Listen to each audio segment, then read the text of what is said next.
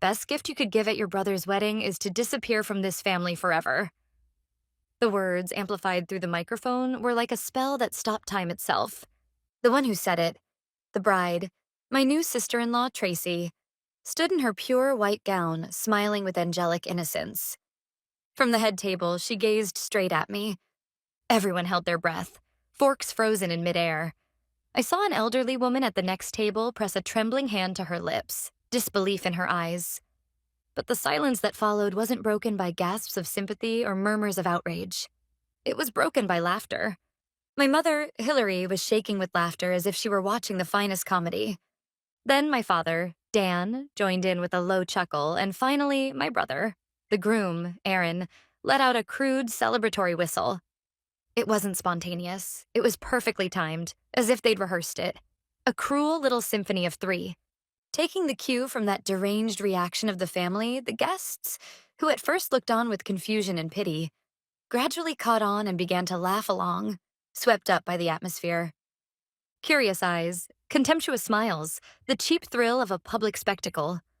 All of it pierced straight into me, sitting alone in the corner of the reception hall, like 1,000 sharpened spears. The irony was suffocating, and it made my stomach churn. The pure white roses on the altar were the ones I'd negotiated with the florist 3 times to keep within budget. The rich sauce on the roast beef everyone praised? I'd spent sleepless nights perfecting it with the chef. Every inch of this perfect, blissful day was built with my blood, my sweat, and what little money I had left. They had used my money to build a grand stage for my own exile. Amid the humiliating laughter, my heart was eerily calm.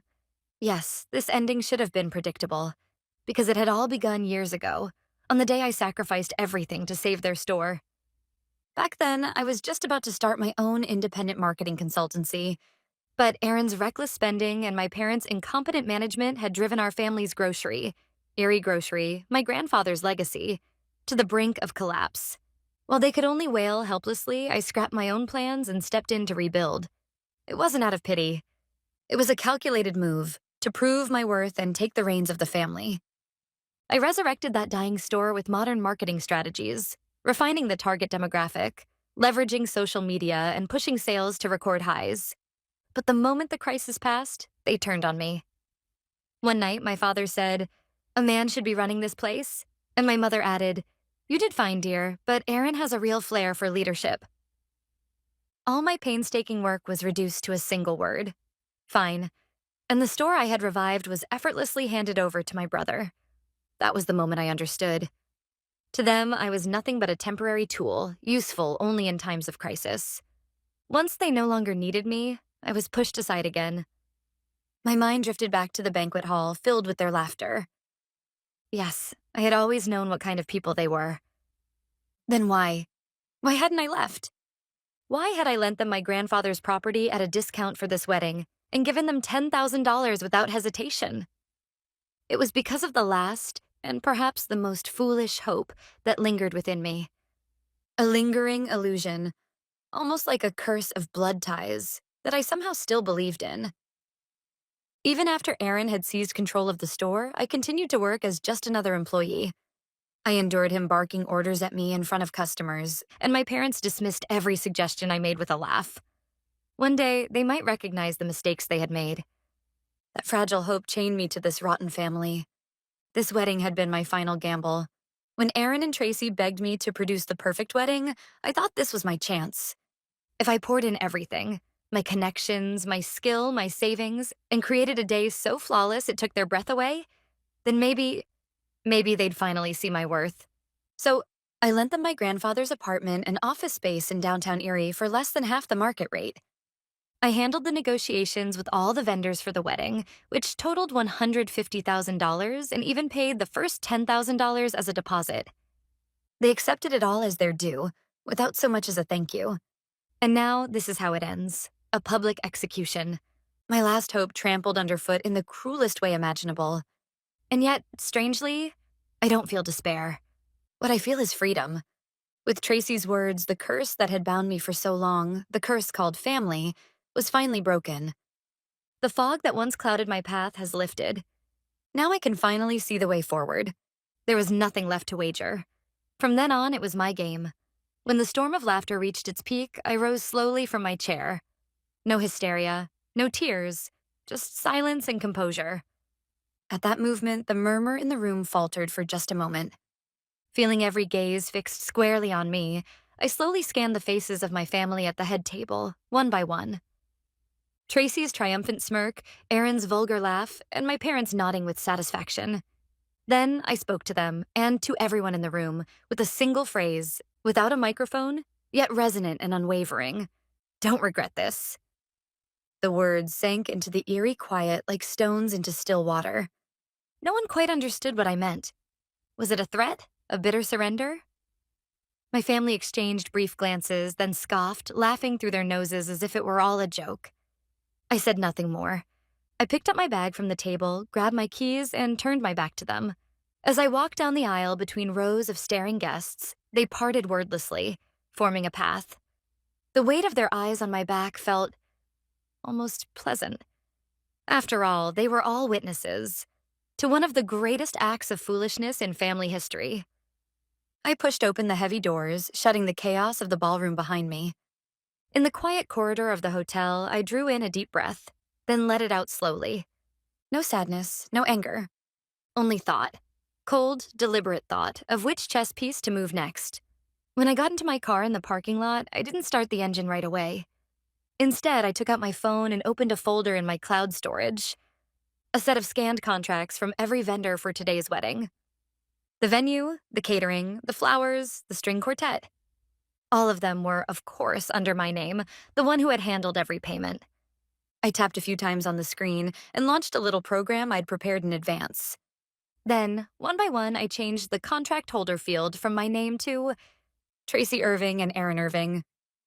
Perfect.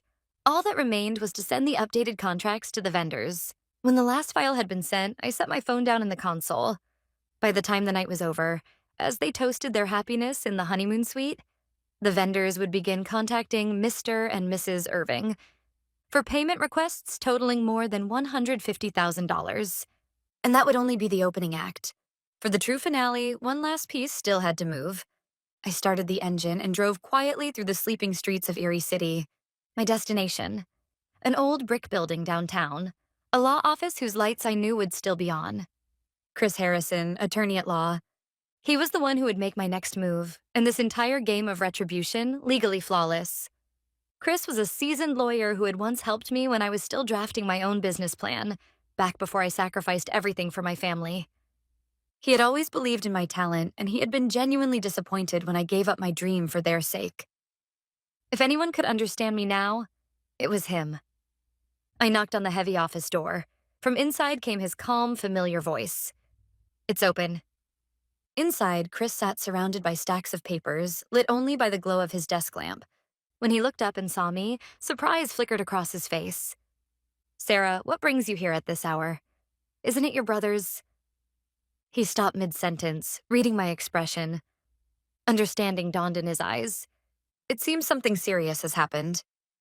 He rose from his chair, gestured toward the visitor's sofa, and poured me a cup of coffee. Holding the warm mug between my hands, I told him everything.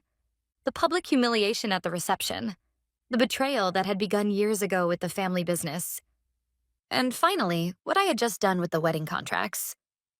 When I finished, Chris didn't frown nor scold me. He simply nodded, quietly, firmly. "You did nothing wrong. On the contrary, you've endured remarkably well." And at that, something inside me, something long frozen and brittle, finally began to thaw. Chris's warm look prompted something in me to break, and words poured out as if a dam had burst. But this was not an inventory of past achievements. It was my closing argument, meant to prove the righteousness of my revenge. "Chris, do you know why I'll show no mercy? My savings have been treated as an endless family slush fund for years. Your family, they'd say, and my money would be tapped for small repairs to the store, to cover Aaron's tuition. The list goes on. I endured it because I believed, foolishly, that one day they would understand." I paused, then fixed my gaze on him. But this time it's different. That public execution at the reception wasn't an impulsive insult. It was a calculated opening move, meant to socially isolate me, render me powerless, and pave the way to legally seize the properties our grandfather left me. I'm certain of it. They plan to prey on my goodwill and squeeze every last thing from me. This is no longer something you can dismiss as family drama. My voice carried not anger, but cold resolve. So I will hesitate no longer. This is not a sentimental family quarrel. This is lawful self-defense to protect my life, my assets, and my dignity. They must be made to understand, through the force of the law, exactly what they have done, down to their bones. There was not a shred of doubt in my words. Chris looked me straight in the eye and quietly, but with firm conviction, said, "I understand, Sarah. Your resolve is clear. This is a fight for justice. Now let's map out a concrete plan of attack." His words rang like a powerful gong announcing the start of my campaign of retribution. He took a sip of his freshly poured coffee, returned to his desk, and pulled out a file. It was a copy of the deed paperwork from when I had inherited the properties from our grandfather years ago. He had always known everything, both as our family's longtime legal advisor and as my trusted confidant. "That move with the contract transfers was brilliant," Chris said. "But they're likely to refuse to pay and try to pin the liability on you. So our next move is to cut off their financial foundation entirely." I immediately knew what he meant by foundation. The properties my grandfather had left to me? Several buildings scattered across the city of Erie. Among them, the apartment where Aaron and Tracy were living as newlyweds, and the combined storefront and office space of Erie Grocery, where my brother played at being a businessman. Both, of course, legally belonged to me. Until now, you've leased those places to them for less than half the market rate. In legal terms, that's almost a form of gift. But a glint flashed behind his glasses. There's no reason for that goodwill to continue. Let's check the contracts. I'm fairly sure we included clauses about rent adjustment and termination. I nodded. Chris had drafted those contracts himself, and every possible contingency had been accounted for. Termination is allowed with 30 days' notice, and in cases of non-payment, immediate termination is possible. Exactly, Chris nodded. So, first, we terminate both leases effective today. The grounds. The complete destruction of trust, caused by their public defamation of you. That's a legally valid reason. At the same time, we'll demand the difference between the reduced rent and the market value, retroactively. And he pointed to another folder. The store renovation costs. You covered $50,000 out of your own pocket, and they've never repaid it. We'll claim that too. It'll be a tough case, but if we can show their malice, the court may well rule in your favor. A $150,000 wedding bill, an eviction from both their home and workplace, years of unpaid rent differences, and the outstanding renovation debt. Together, it was a flawless checkmate, enough to end their comfortable little world completely. I met Chris's gaze and spoke quietly, but with absolute clarity. Please teach them what the law really means. A few days later, I was still staying at a hotel in downtown Erie, waiting patiently for the pieces on the chessboard to fall into place. Then my phone buzzed softly on the nightstand. The first report came, ironically enough, from Tracy's cousin, who had attended the wedding as one of her guests. She had always been my friend long before Tracy entered our lives, and she'd never been fond of the Irving family's greed. Outraged by what had happened at the reception, she'd decided to stay close and observe their after-party, sending me live updates as the night unfolded. Her text messages read like scenes from a bad comedy movie. According to her report, the family had been discussing, champagne in hand, how to divide the fortune they expected to inherit after driving me out. Apparently, they truly thought that by cutting ties with me, my grandfather's inheritance would automatically fall into their hands. Their stupidity was almost impressive. Then the moment of truth arrived. The catering company just called Aaron, demanding $70,000. His face went white. One message after another arrived from my friend. Now Tracy's phone is ringing. The florist, $30,000. She's screaming. I never agreed to this. Oh my God, this is priceless. Now the band and the venue are calling too. Aaron's shouting into the phone. What do you mean the contracts are in our names? Total chaos here. My friend's play-by-play read like a live sports broadcast. They were trying to call me, of course, desperately, but I had no intention of answering. $150,000 in total. I imagined the chaos unfolding beyond her messages. The shouting, the panic, the disbelief. And quietly, with deliberate calm, I moved my queen forward one square on the chessboard. After that, my friend's updates began to sound less like commentary and more like reports from a spy thriller. "Your family is too much, honestly," she wrote, barely containing her glee. First came Aaron's meltdown. After the phone calls, he'd apparently stormed into my old room at the family house in a rage. My friend said the noise was so loud it could be heard from outside, accompanied by his roaring voice, bellowing, "That woman!" Later, she peeked through the half-open door. There was a gaping hole in it, and inside, shattered furniture, broken frames, chaos. It looked like a tornado hit the place. Then came my mother Hillary's turn. She'd left the house in a flurry, declaring, "I have an idea." Her destination, the bank where she fancied herself well-connected. Curious, my friend followed from a distance. About 30 minutes later, Hillary emerged. Her face was pale as chalk, her steps unsteady, and not even the branch manager came out to see her off. "No idea what happened," my friend wrote, "but judging by the look on her face and the fact no one followed her out, it couldn't have been good." And that was how my friend's message ended. I could picture it all too clearly. She must have realized there, perhaps for the first time, just how much social standing she'd lost. As I read my friend's reports, a certainty settled over me. Everything they thought was their reputation was really a sandcastle built on top of my credit. And now that sandcastle had collapsed with a dreadful cascading roar. Once the bank had cut off their financing and they found themselves completely cornered, I instructed Chris to execute the second phase.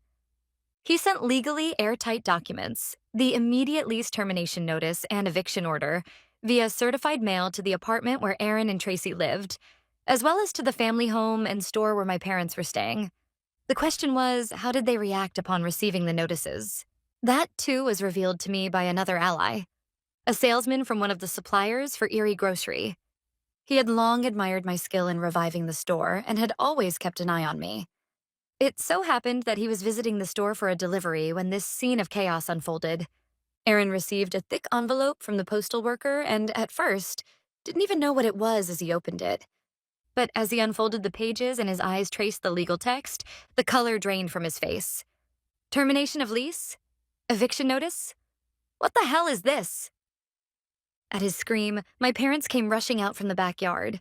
The three of them huddled around the papers. Then, as they grasped the meaning, a scream tore through the store. Hillary's voice, raw with disbelief.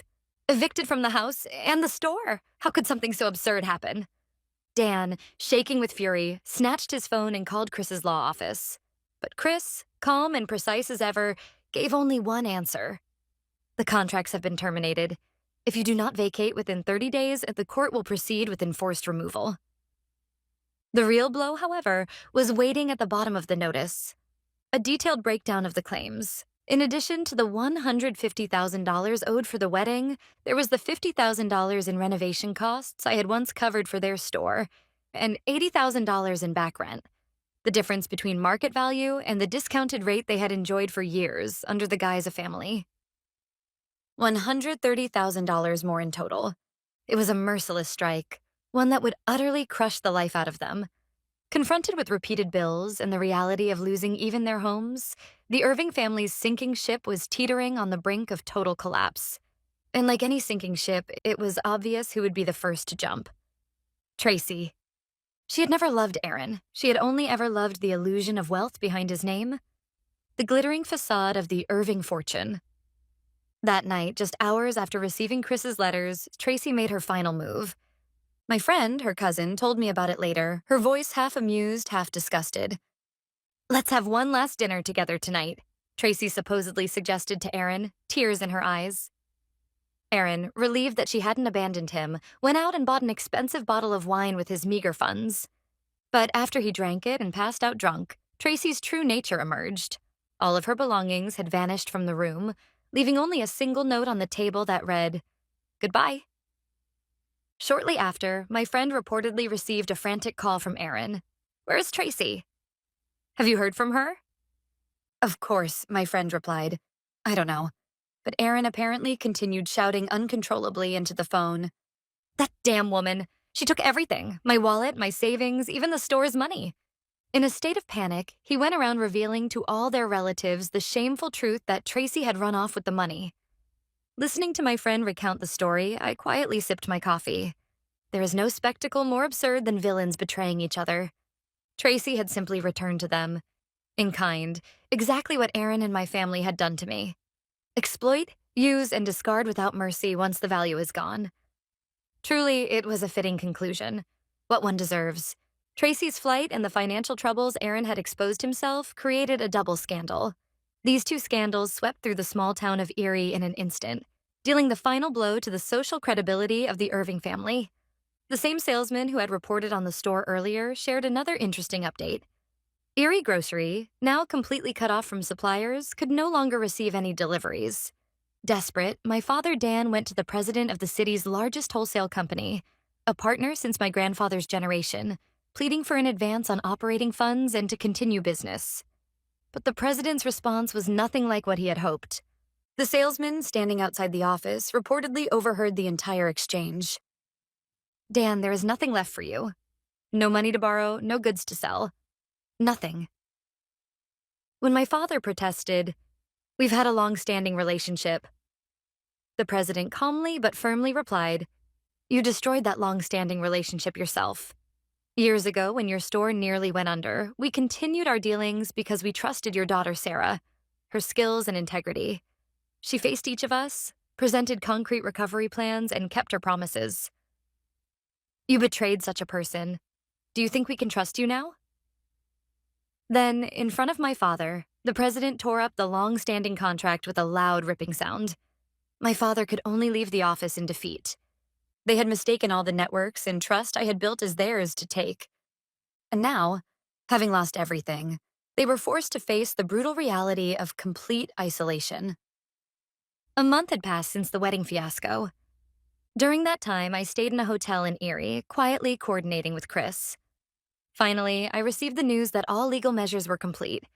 I turned on my phone for the first time in a month. The screen lit up and a flood of notifications poured in. 6 missed calls. I put on my headphones and, one by one, listened to them with the calm detachment of a judge reading a verdict. The first was from Aaron, his voice frail and lacking confidence. "Sarah, please, answer the phone. Why did you do this? We're finished." Next was my mother, Hillary, hysterically screaming, "Sarah, because of you, we've lost everything. Come back and fix this immediately." My father, Dan's deep voice threatened, "You ungrateful girl. If you don't drop all claims, you'll pay for it." The fourth was from Tracy, who had supposedly fled. "Please, Sarah, forgive me. I was forced to give that speech by Aaron and your parents. I'm not to blame." Her transparent lies and self-preservation made my skin crawl. The fifth was from the lawyer they had hastily hired, exhausted from a hopeless defense. "Sarah Irving, I am the representative of the Irving family. Is there any way we can explore a settlement?" Finally, the sixth was again from Aaron, his voice now utterly hopeless, lifeless. "Sarah, now I understand what you meant when you said, 'Don't regret it.'" Having listened to all the messages, I deleted every piece of data without emotion. They had been completely ruined by the wedding invoices, eviction notices, and retroactive rent claims. There was nothing more I could do. Their fate was theirs to choose. Having erased all the messages, I headed to the airport. I had a one-way ticket to Asheville, North Carolina. I entrusted Chris with selling and managing the remaining properties in Erie. The proceeds would be the foundation for my new life. As the plane lifted, the city of Erie shrank below me, and I quietly reflected on the past month. They had underestimated me. They had believed I would silently forgive, remain exploited, and be a convenient tool. But the person they discarded was not a fragile eldest daughter. They had cut off the only lifeline they had depended on. Because my parents had guaranteed Aaron's debts, they were forced to sell the family home. Tracy had abandoned Aaron early on and disappeared. And Aaron remained, burdened by massive debt, abandoned even by his parents. Their future lives no longer concerned me. Eventually, the plane landed at Asheville Airport, surrounded by the Green Mountains. Here, I would take a dream I had once abandoned and realize it for myself alone. I would never look back. With determined steps, I walked toward the arrival gate, facing a new life. Years later, in Asheville, in a sunlit office overlooking the Blue Ridge Mountains, I reviewed the final design for my company logo. Years after that cursed wedding, I had established a marketing consulting firm specializing in regional revitalization, earning the trust of many clients. I no longer cared about the Irving family. According to Chris's final report, my brother had declared bankruptcy, whereabouts unknown. My parents lived in a small apartment, constantly bickering. Their story had ended exactly as they had chosen.